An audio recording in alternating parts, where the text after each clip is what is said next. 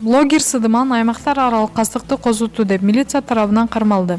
Инстаграм тармагында Сыдыман деген ат менен таанылган блогер Элмир Сыдыман рассалык, этникалык, улуттук, диний жана аймактар аралык кастыкты козуту деген шек менен кармалып, Бишкек шаарынын Октябрь райондук милициясына сурак берди. Бул тууралуу РИИБдин маалымат кызматы билдирди.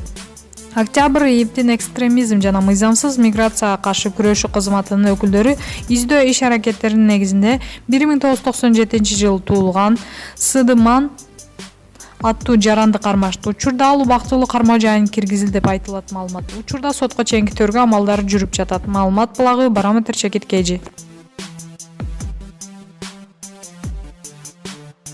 Белгилүү ырчы Анжелика Кайратова. Силер жок менин жашоом мынчалык болбойт эле.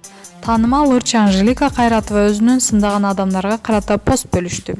Эх алтындарым, жакшы көрөм баарыңарды, сынчыларды, душмандарды андан бетер. Силер жок менин жашоом мынчалык болбойт эле. Досторумдун сыймыгы болсом, силердин нервиңерди кашайткан, мени көп ойлоп, энергиясын куроткон татынаш каңар болуп жүрө берейин.